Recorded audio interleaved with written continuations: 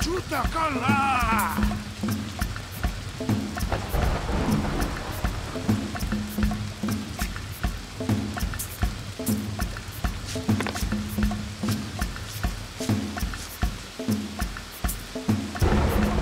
Chuta cola!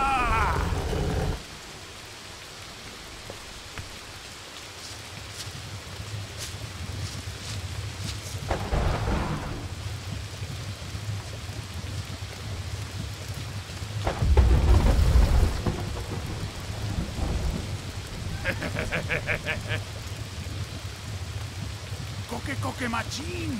Wata! Teku ubi po!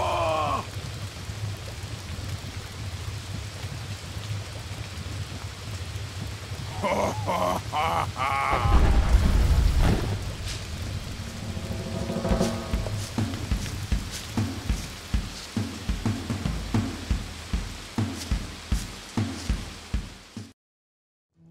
As soon as he took his first steps in the tunnel, the gigantic stone door closed behind him. The light from the candle bounced down the narrow stone passageway while he searched for some clue that would lead him to the shaman.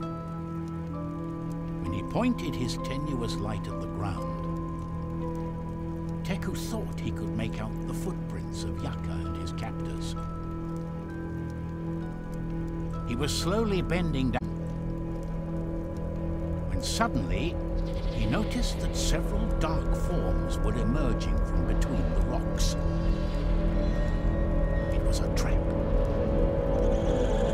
When he stood up, Teku received a sharp blow to the head, and he saw no more. Teku, open your eyes. Come on, wake up. Teku sat up slowly. He felt as if his head was about to explode. Up here, by the light of the gods.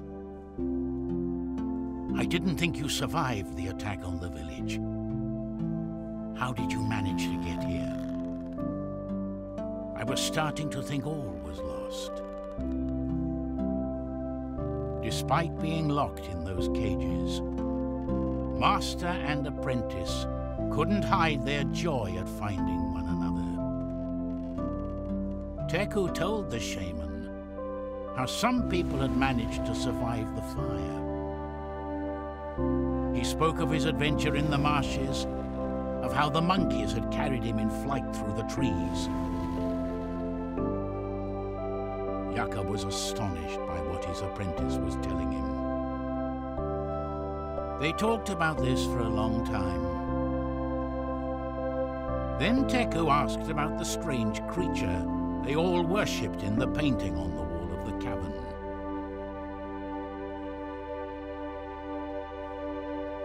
His master's expression suddenly turned serious, as if it was something he would have preferred never to have to speak about. It all started long before your birth.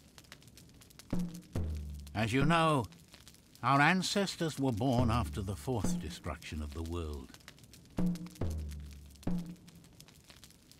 Since then, we've populated the earth and tried to honor the gods, whose wrath could bring on another cataclysm.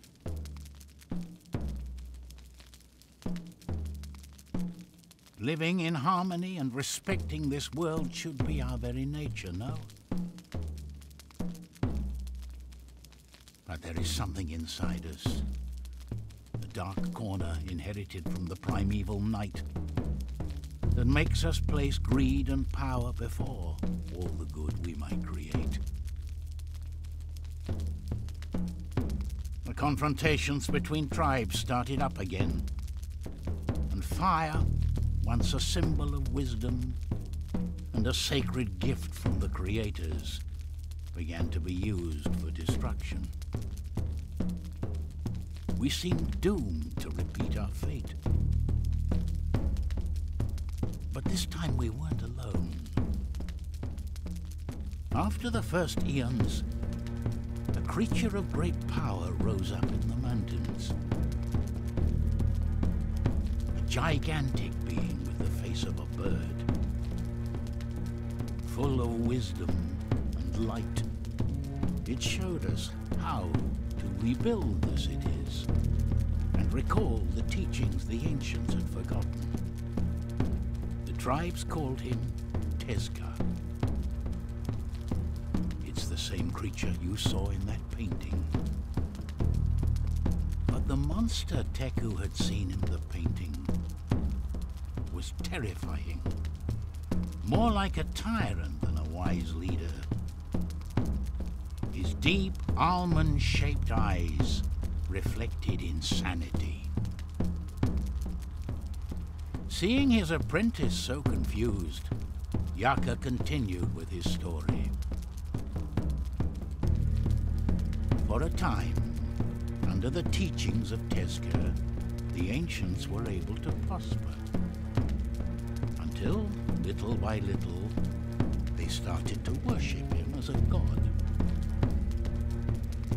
Then some of them started to perform sacrifices in his honor to gain his favor and attention. In this new situation, the tribes became divided. Some started to capture prisoners from other villages to offer up in sacrifice to Teku. Others abandoned their homes in search of some place far from all that madness. Our ancestors even dared to cross the sea. But that night, we met up with our past again. There was something in that story Teku couldn't understand. As he was telling it, the shaman vacillated, as if he were hiding something. Why would a creature as wise and good as the one Yaka was describing allow itself to be seduced by terrible sacrifices? Nevertheless, before he could ask, the conversation was cut short. Hanging from the belt of the warrior, Teku could see a bunch of keys. These could be the keys to the cells. Now, he had to put his mind to getting them and escaping.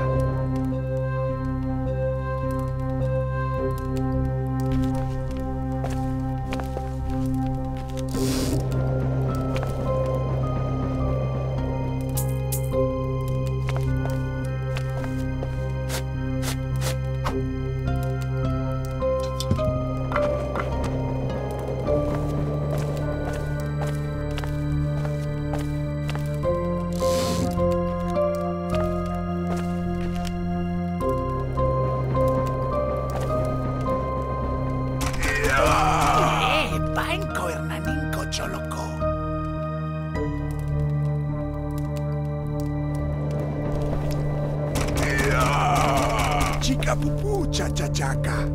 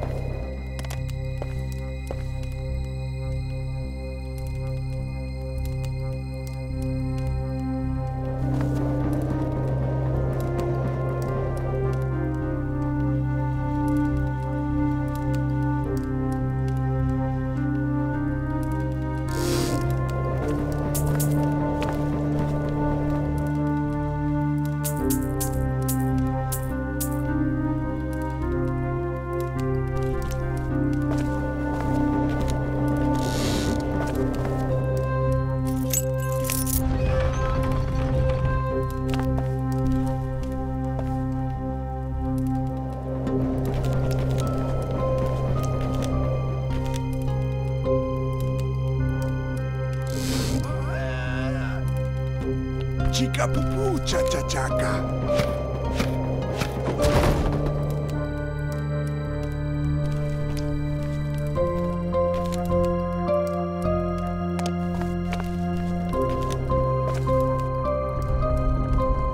Quick, Teku, climb up here.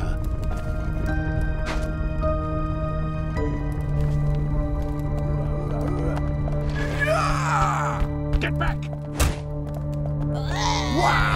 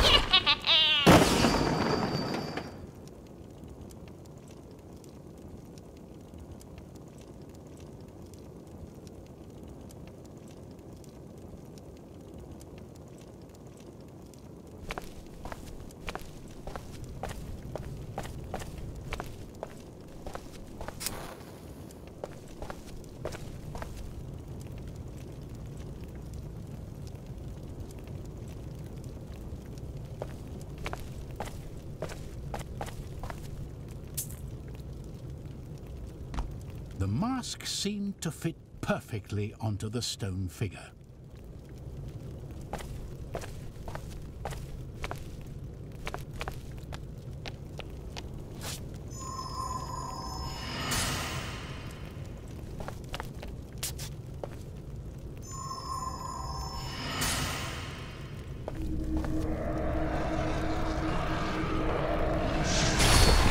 The ancient sacred mount, the Daewoo's, was before him. Mounted on the ancestral beast, he could catch up with his enemies and rescue Yaka. But there was no time to lose.